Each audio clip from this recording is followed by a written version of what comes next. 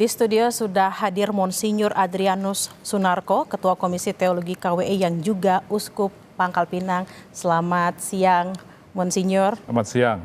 Monsinyur, Paus Fransiskus melakukan kunjungannya ke Indonesia dan ini adalah kunjungan ketiga Paus ke Indonesia setelah sebelumnya ada Paus Paulus ke-6 tahun 70, juga ada Paus Yohanes Paulus kedua tahun 89. Nah, apa arti kunjungan Paus yang menyebutnya sebagai apostolic journey, Monsinyur? Ya, kunjungan apostolik itu berkaitan dengan kata apostolik, itu berasal dari bahasa Yunani apostolos, artinya utusan atau sering diterjemahkan rasul. Jadi berkaitan dengan posisi atau kedudukan Paus sebagai pengganti rasul, khususnya Rasul Petrus. Maka kalau disebut kunjungan apostolik, maka itu memang lebih menunjuk pada atau berkaitan dengan tugas beliau sebagai pemimpin gereja Katolik, sebagai pengganti Rasul Petrus, maka disebut kunjungan kerasulan atau apostolik. Jadi lebih menunjuk pada sisi itu, beliau sebagai pengganti Rasul Petrus mengunjungi umatnya, meneruskan apa yang diwariskan oleh para rasul dahulu. Apostolik itu artinya seperti itu. Jadi kunjungan apostolik lebih menunjuk ke sisi itu, sisi tugas dan kedudukan beliau sebagai rasul utama di zaman sekarang ini. Jadi sisi kerohaniannya, sisi sebagai gembala gerejanya, nah itulah kunjungan apostolik.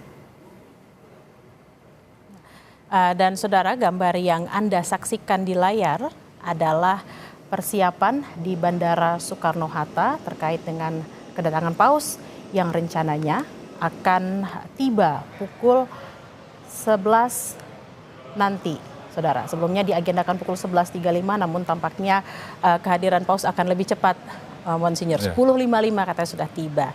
Nah, terkait dengan misi yang akan dibawa oleh Paus Fransiskus pada kunjungannya pada kali ini, apa sebenarnya, Monsinyur, misi yang ingin dibawa oleh Paus Fransiskus terutama ke Indonesia? Saya kira itu tercermin dari tema yang dipilih, yaitu Faith, Fraternity, and Compassion.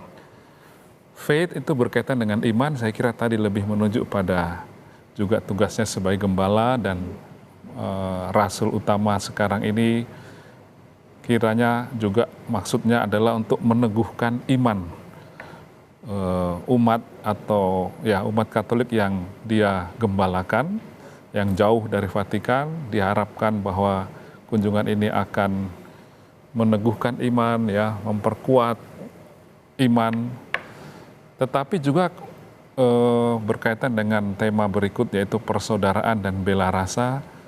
Kiranya beliau juga punya misi kemanusiaan. Itu sudah kita bisa lihat dari hidupnya selama ini, pelayanannya selama ini, surat-surat yang beliau tulis, ensiklik yang beliau tulis. Sebagai pemimpin gereja Katolik sedunia, beliau sangat punya perhatian untuk terciptanya persaudaraan, kerukunan di berbagai tingkat, di gereja sendiri, di tengah masyarakat, di seluruh dunia. Beliau sangat sering mengungkapkan keprihatinannya terhadap banyak perang dan konflik yang terjadi, tapi juga mengajak kita untuk mengembangkan sikap bela rasa, khususnya bagi orang-orang yang memang menderita dan membutuhkan pertolongan, ya, solidaritas dari pihak kita, termasuk juga terhadap bumi ciptaan yang rusak. Jadi sekaligus iman, tapi juga ada misi kemanusiaan, perdamaian, ya, demikian. Misi perdamaian ini juga sempat disinggung oleh Presiden Jokowi secara khusus yang mengatakan akan membahas soal perdamaian dalam konflik Palestina dan perang Ukraina-Rusia. Nah, terkait dengan perdamaian ini, bagaimana, Romo, supaya misi iman, persaudaraan bela rasa yang juga diterjemahkan dalam misi kemanusiaan ini bisa tersampaikan, bisa terselesaikan, Romo? Ya, saya kira Paus Fransiskus memang terus-menerus berusaha sejauh mungkin dan sejauh ada dalam wilayah